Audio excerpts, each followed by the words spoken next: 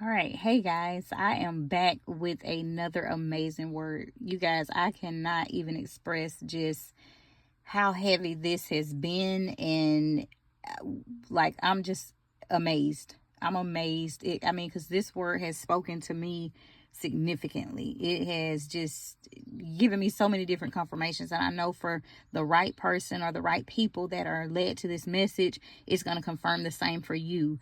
And so I'm going to jump into it. Before I get started, I want to thank everybody that's actually taking the time to listen to this message for what it's worth. And as always, you want to take this back to our Father in heaven and ask him what it is that he desires you to do with it, and pray that his will be done concerning this message and not your own. And so just jumping right into it. So the title of this message is Miracles, Signs, and Wonders. Eagles are in the sky. And so for many of you, if you've followed the previous videos that I have recorded up to this point, you will know that recently I have just consistently seen eagles soaring over my house. Like, they're soaring in my backyard, in my front yard. And today I happen to be sitting at lunch, and they are, I'm inside and versus outside, like I have been. And I'm sitting there, and all of a sudden I noticed the eagle on the front portion of my property. And my property is pretty big. But I typically am on the side porch or out in the back in the open. But this particular day, I'm sitting in the front, and lo and behold, at the one window that I choose to sit at, the eagle is right there. And so eagles in the sky. And so what I'm getting from this is just the message behind it. You must be vigilant. If you're not vigilant, if you're not looking to expect to see, then you can miss so many different things that are in store for you. You can miss so many signs. You can miss so many miracles. You can miss so many wonders. For those of you that say miracle signs and wonders aren't happening, then that's, do you. But as for me, I know how the Father in heaven's hands have been over and in my life in every way possible. I've been through some stuff, and just to know that his presence and how it works, it's a whole nother level to it. I'm gonna leave it at that. But you must be vigilant.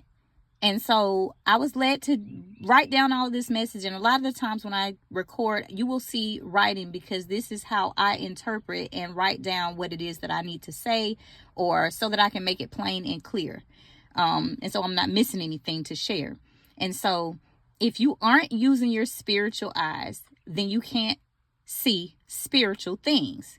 Spiritual things and happenings are all around, but many do not see, because they don't see, because their spiritual eyes are not available. They're not ready. They're not fixated. They're not in operation. They're not fully functioning. They haven't been open. Their scale, so to speak, still there. So if you consistently are missing things, if you know that, okay, well, I had an intuition, but something turned left. You had the intuition. It was just that you didn't sense it. You didn't have the ability to discern it. So it's not that it wasn't given. You're not in tune. And that means that you have work to do, because that is how the Most High Father and Almighty in heaven works. He gives you everything that you need to be equipped. But if you don't utilize it, if you don't practice it, if you don't learn it, if you don't know how to function in it, then you're working amiss. And so it's all around. And so many, they see, but they don't understand. They see it, but they don't understand it. You see it, you hear it, you have had the warning, but then you didn't know what to do with it. You don't understand. You don't understand because you're not connected. You're not seeking. You're not reading. You're not praying. You're not connected. And so this needs to be rectified. And I drew this caution or exclamation mark here because it needs to be rectified. You can't possibly operate in your gifts and do what it is that you need to do for the betterment of the kingdom, the betterment of you, the betterment of everything that's attached to you, and the betterment of everything that you're stewarding over. So wherever you're placed, whatever you're doing, with whomever, you are with, you are supposed to be still bringing glory and honor to the kingdom of heaven. So if you're disconnected from the way that you're receiving your instructions, the way that you are supposed to be operating, you're disconnected or detached from it, or it's a distorted view, you're not operating in spirit, light, and truth. And so the next point was, many of you are being called, but do not hear because you don't have spiritual ears to hear. This is a warning. And that's what he had me write down, is this is a warning. This is a warning for many of you. This is not the first time you've heard it. This is not the second time. This is a repetitive thing at this point. And we're going to get into what that means further into this message. But during this time, I'm sitting outside and, I'm looking at all of the beautiful birds and the nature and the scenes. And I see this bird go into kind of like a bush, like a little tree, but it's kind of like filled with vines and things like that. And I noticed it, and just what come to mind was the secret garden. And the secret garden is where he will meet many of you. And I was led to Isaiah 61. And this is the part where I say it's just so heavy on me. This message was for myself, but I feel the need to share it with other people. And so the Spirit of the Heavenly Father is upon you. You are anointed, sent to preach good tidings unto the poor. Many of you are out here serving in capacities where most people would frown their nose, which we know, scripturally speaking, that's what we're called to do.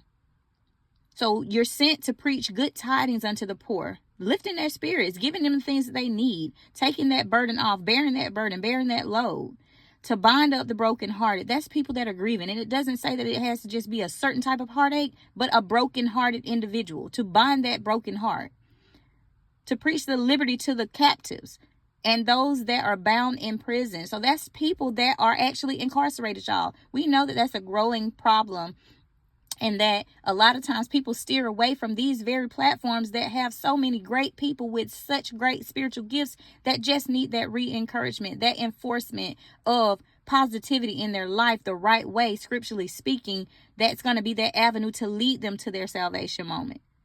So that opportunity needs to be taken. So the liberty to preach the liberty to captives and to those that are bound in prison, to preach the acceptable year of the Father.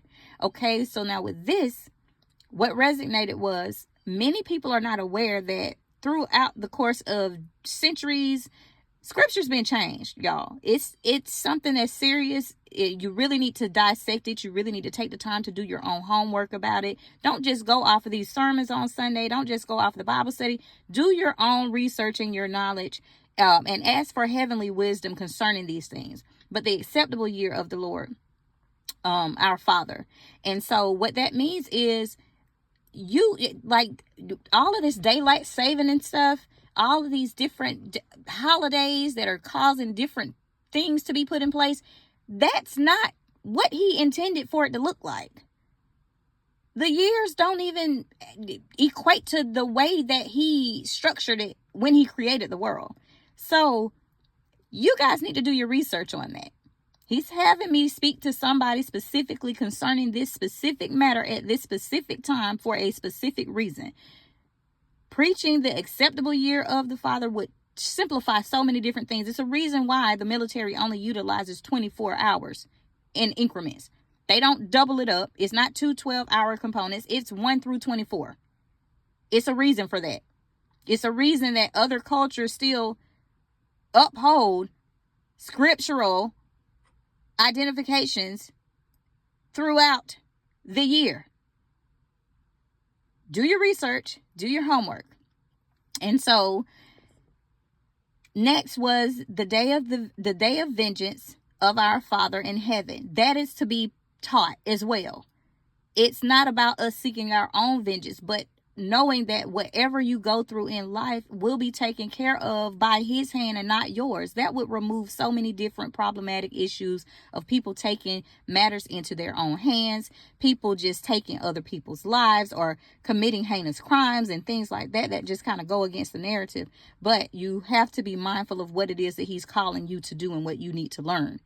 Okay? And then you're also being called to comfort all that mourn, not some that mourn. So that means that person that has done something that may have lost his or her life, that the people that are mourning them, you are supposed to provide comfort. It says all, you guys, all, not some, all. And then you are to appoint them that mourn in Zion. So you're comforting those people that are mourning, and you're appointing them to their rightful positions. You're called to do that. Some of you are called to do that. I'll say it like that. You're called to give beauty for ashes. And for those that don't interpret that, that means, in scripturally speaking, in a time of mourning, people took the ashes and they, smothered across their face, and they dressed in black to signify and to display that they were mourning. So instead of them walking around with the ashes, you're exchanging that. Your role is to do that. Your calling is to do that, to fill people up, to give them a spirit of joy and gladness.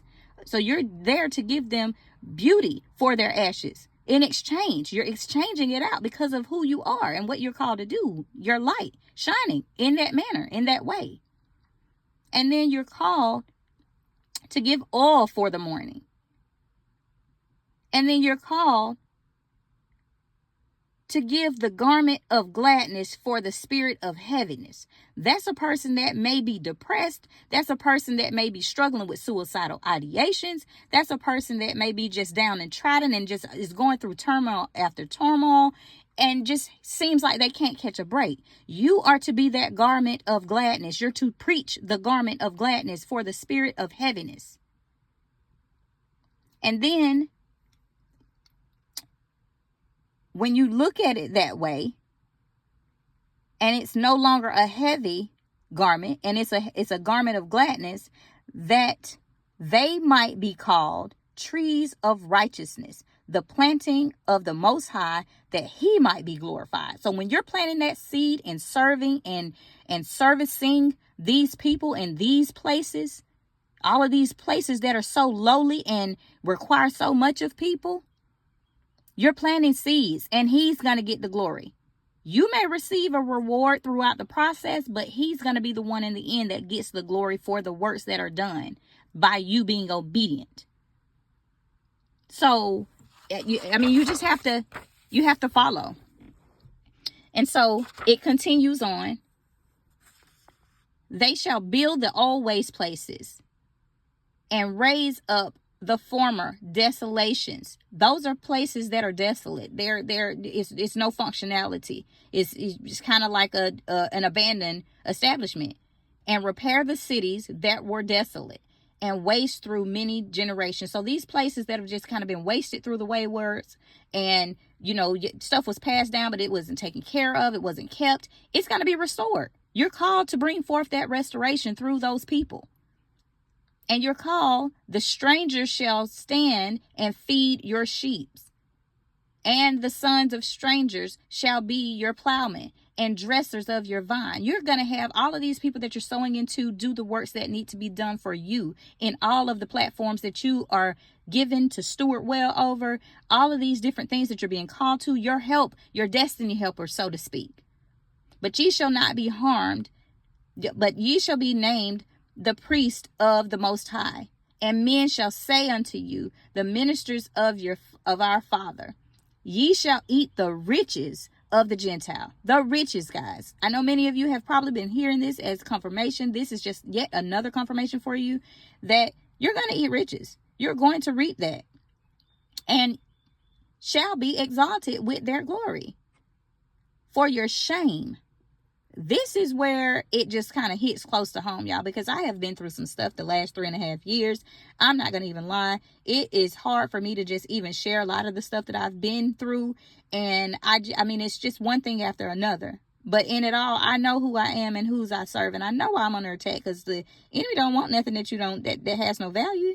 He doesn't want anything that doesn't have value. And I know I am exceptionally valued. And so you're going to eat riches. And so for your shame, you shall receive double, guys, double, not a simplistic return, but double. And for confusion, They shall rejoice in their portion. You're going to rejoice for all of the shame. For their land, they shall possess the double. Double again, guys. For your shame, you're getting double. For your land, you're getting double. You're receiving the riches. All of this is coming to you. You have to be obedient. So for their land they shall possess the double. Everlasting joy shall be unto them. For the Most High loves judgment and hates robbery for burnt offerings. I will direct their work in truth and make an everlasting covenant with them. You are called to help them operate from a spirit of light and truth, and to do away with that which is old, which is inaccurate, which is schemeful, which is filled with works of the enemy. And so your double portion and everlasting joy is coming. The prayers, you need prayers for his vengeance, prayers for his vindication. All of these things are being answered. This is your confirmation for that. If you've been praying for the Father in heaven's vengeance against the things that have been done to you, all the wrongs to be rectified, all of that, this is the vindication for that. And so the covenant, the everlasting covenant is going to be made with them. Their seed shall be known among the Gentiles, and their offspring.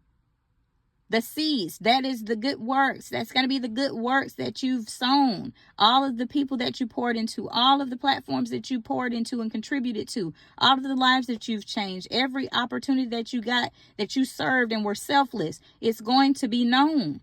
And in your offspring, that's your children. That's your children. So you being the example. Your works, your children will be known. Your children shall rise up and call you blessed. That's what comes to mind. And so your children will be known among the people, all that see them. All that see them shall know them, that they are seed which the Almighty hath favored. It's directly connected to you and your example. So do not grow weary in doing good. Remain humble. Remain where you are supposed to be, and let him do the rest. I'll greatly rejoice in the Creator. My soul shall be joyful, and my faith, and my soul shall be faithful, and it shall be, my soul shall be rejoiceful in my Father. For he hath clothed me with garments of salvation, and covered me with a robe of righteousness, and decked me like a bridegroom, as a bride tireth herself with her jewels. For as the earth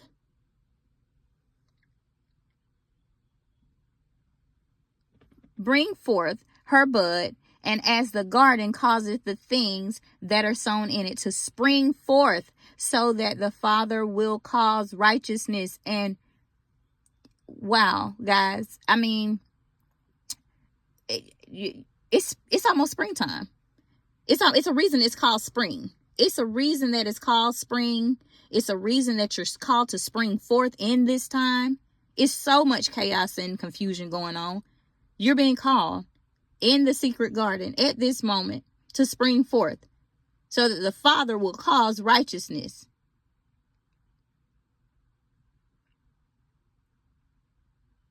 And praise to spring forth before all the nations worldwide. You're springing forth in the secret garden where you're meeting to get your instructions for all the nations to see. So many of you, you're being called to minister. You're being called to walk differently, to seek him differently, to talk differently. All of that, you're just being called. Many of you are being repaid for the thievery of the enemy and being paid double portions, guys. You're being paid double portions for everything that you've suffered. You're also being catapulted. You're being catapulted. You're springing forth in righteousness. Your aura is different. It's transforming. You're different. You're different. You're being transformed. And I know I released a message about this a few days ago. Go back and listen to one of the previous messages in the past couple of days, but about the transformation. You walk different. You talk different. You're praying different. You're seeing different, and you're hearing different. It's because it's a transformational thing. And then many of the seeds that are sown are producing righteous fruit right now, and abundant harvest. You didn't even think that were going to happen. You didn't think it. You didn't see it. You were just doing the work. So for many of you, this is confirmation that all of the things that you've done and you didn't see any production, you're now going to see the end result because it's happening. Your fruit is here. The harvest is here. And through your faith and obedience, it is here. Your reward is here. It's connected to you. It's connected to your works. It's connected to your good works and the example that you've been to your household, to your children, to your spouse, to your children, just all of it. Your children are well known by your good examples. They know where they come from. They know who taught them. So through your good works, your good examples, through your righteous works, many of you have struggled in some way, by way of the enemy attempting to sabotage everything that you've got. The gifts always come with turmoil and tragedy, but you're going to be recompensated. You're getting all that back. Remember, double. Your land, your new land at that, you shall possess double. You've been clothed. You've been, you have been decked out, covered ornately, righteously, with salvation. So guys, spring forth. And, it was mentioned this morning in the sermon that, with spring, it was like at the end of it in announcements, it's like, okay, well, yeah, next week you spring forward. And ironically, this message is consisting of that very message. And then ironically, too, it is, almost springtime. The beginning of the year. Go do your research. Read your scriptures. Old Testament. Creation. It gives it to you. It's in there. It's hidden. And so, resist the temptations to compromise, to waver, to give in, falling into the place that you've been elevated or delivered from. Operate in a spirit, light, and in truth. And as always, I have prayed for you guys before you even step foot on this channel, before you even press the button to watch it, before it even just came across your feed. I pray that this message just resonates with someone, that you take it for what it is worth. And as always, I wish you nothing but the best success in all that you do in spirit life and in spirit light and in truth. And I also wish that you are, full of wisdom and abundance, and that you are growing in grace. And so there's a link in my bio if you would like to receive any of the services in which I offer through the ministry works that I actually offer. You can visit that page and utilize the contact us box at the bottom of the page. And then if you would like to donate to the page, you can also do that on the home page at the bottom portion of that page too. Once again, the link is in the bio. And I'm going to close with this. Don't allow other people's inability to see your gift cause you to not operate in your gift. Not operating in your gift is disobedience, and disobedience is sinful. Living sinfully can cause you and your gift to be taken away. So just remember that. I wish you all well, and I look forward to seeing you guys soon. Like I said, this message was so heavy on me, and I'm just so happy to release it to you guys. So, all right, guys, I'll see you next time.